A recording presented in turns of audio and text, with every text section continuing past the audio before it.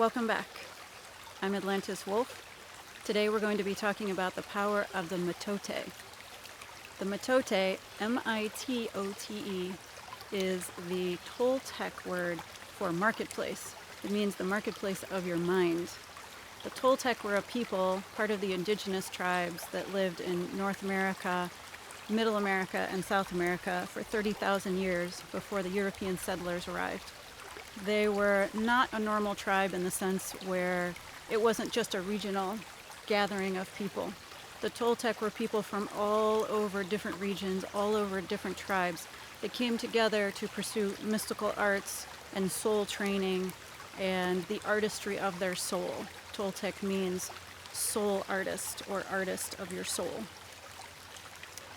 The concept is a marketplace. So imagine a marketplace somewhere, maybe you've been in a place like this, where you have a road big enough for maybe two people to come across with shops on either side. And the shops are small and narrow and they have canopies and everyone is selling something different. Food, goods, services, things like that. But this is a special one. This is the one in your mind. And to give you an example of what it would feel like to walk through the Mitote, I want you to imagine that you had a wonderful night of sleep. The best sleep that you ever had. Maybe it's on vacation, maybe you forgot to turn on your alarm, maybe you left your phone at home. It is the best possible sleep you could have. You are filled, you are rich, you are in that place where you feel that your cup is overflowing, and you have a dream. In the dream, your guardian angel comes to you. Everyone has a guardian angel. You can fill in guardian angel with whatever you want. You can say divine spirit, spark, my consciousness, Jiminy Cricket, anything that makes you feel comfortable. But let's say that you're there with your guardian angel and you have a vision. The angel has come to you and said, I have found the perfect job for you. It is fulfilling.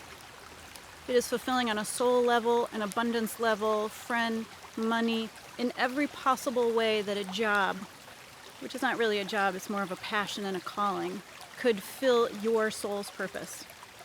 I have put together the synchronicities. I have found the paths and the flowing and everything. The confluences are going to come together for you. And it is divine. There is nothing about it that doesn't suit your skills, your purpose, your unique note in the universe. And all you have to do is take a few short strides down this path. There are a few things you need to do. Here is what it looks like. And you see a very short path. You could probably walk across it in maybe 4 or 5 strides. It wouldn't be hard, you wouldn't have to run. You could get there. And when you look at the end, you see a golden door and you see your divine being over the door. Everything is gold. It is lit with gold. The being is gold. Wings are gold. The door is gold. Everything about it overwhelms you. And you don't just see it with your eyes. You feel it in your heart. And you can feel your heart opening. And you have trouble even believing something so beautiful was crafted only for you. But this is how life works. This is true. And there it is waiting for you. Tears come to your eyes. Your heart is swollen open. You're full of sleep. You're full of a vision. You are thinking, this is the greatest moment of my life. I have been called to do something. I don't know what it is, but it's great for me. I'm going to do that. And then you half wake up and you fall back asleep. And you start to walk towards the vision. And you don't see the angel, but you know that the golden door is there and everything is set up for you. When you take your first step, you realize that you're in the Mitote. You suddenly see that shops are opening on either side of you. And there are people in these shops that look very familiar to you. In fact, you know all of them. Who are these people? These are people you have given your power to. Who are those people? Return to the French philosopher from the Enlightenment period, Voltaire. And he said, it's easy to know who has power over you Ask yourself, who are you not allowed to criticize? And you look and you see that the shops are opening, and the first shop is your sister, who says, why are you getting a new job? You just got this job. You're lucky to have a job. Nobody has a job like you do. You should stay in that job. And you just smile and you just let her do her thing, and then you take one more step. And you see that it's your father. And your father says, your job is safe. Everything about your job is safe. You have a 401k plan. You have a pension. You have people that know you. You know your job. You may not like your job, but you have a job. You know it.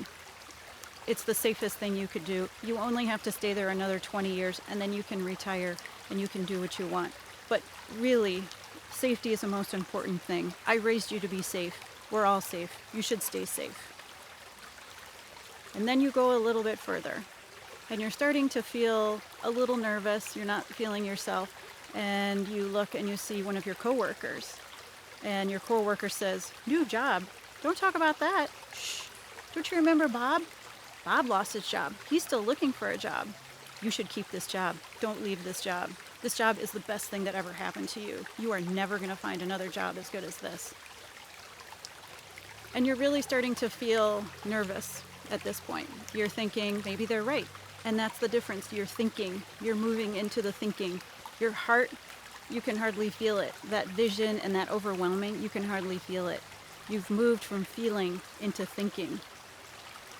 You come to the end, you see these people, and the last person that you see looks very familiar, but they're black. They're outlined in black, and they're bigger than you, but they look very familiar, and you realize it's your shadow. And your shadow puts their arm around you, brings you in close. You can't see anything else. And your shadow says, that was just a dream. That wasn't real. You're not worthy of anything like that. You're lucky to be where you are. You're lucky to have what you have. Think about this decision. Don't do anything. Just think about it. Think about it. Go back to bed. Go to work. See how you feel in a few days.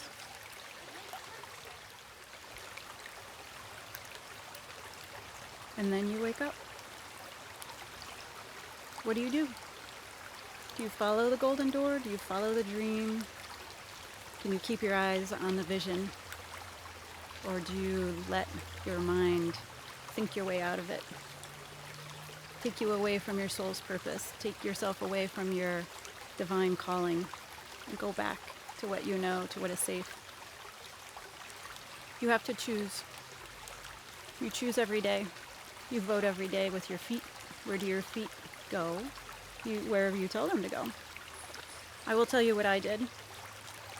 I had a vision that was given to me when I was in a place that I knew was not good for me and was not my soul's purpose and was not my calling. And it was in a cube with beige walls for a financial services company working between technical and non-technical groups, which is what I'm very good at. I'm very good at taking huge, complicated concepts and understanding them and being able to talk to anybody about them. So I was the person who would be the liaison between information services and the financial department and project services and the executive board. And I would present statuses, and I would go to architectural boards of review and all kinds of very exciting things, very necessary things, but things that did not fulfill me. And then my mom died. She was 59, and I thought, this is not the first time I have felt like what I do for money is not what really is what I'm supposed to be doing. But I stayed at the job for another year because of grief, because of not being sure. I was separated from my husband and then divorced and have 2 kids and a house, and money was very important and stability was very important. And it was all just an illusion because everything that I ever feared had come to pass. The husband's gone, the house might be gone, my best friend, my mom is gone. So when you get to that place, you're open to suggestions. And so I meditated about it when I was in a particularly depressed, low state. And I said, okay, God, tell me what to do. I need to feed my kids. I want to stay in my house. I have a very small house, but I love it. I want to keep the house. I want to keep the kids. I want to stay here. I don't really want to move. This is the kids, Graceland. So write it on my pillow. Write down what you want me to do. And I went to sleep, and I woke up, and in big, bright, shiny letters, massage therapist. Okay, I didn't question it. I went to work. I talked to the vice president of the building. She was in charge of all of retirement services, and said, I'm going to quit my job today. I'm not going to give you 2 weeks notice because there's a massage school that starts on Tuesday, so I have to go. So I can contract back, I can consult, I can do whatever, I can make up the time. I don't want to leave you in a lurch. I just have to do this. I have to go. And she said, I can see your mind is made up. Know that the door is always open, and all the best. That was 10 years ago this month, coincidentally. I work 20 to 25 hours a week, depending on how my Saturday goes and what I'm doing with my kids. And I make not quite twice as much money, but close to twice as much as I did 10 years ago, working 40 hours a week, getting 2 weeks of vacation and I think 2 sick days, and being put into a little cube regardless of how soon or not soon you got your work done. You had to stay in the cube, which was definitely going to kill me. It doesn't kill everybody. It was going to kill me. That doesn't mean it's for everyone. My path is my path. But I believe in your path, and I believe you know what that path is. So I want you to think about, what is your path? What is your calling? You know where it is in your heart. Meditate on that. I'll see you on the other side.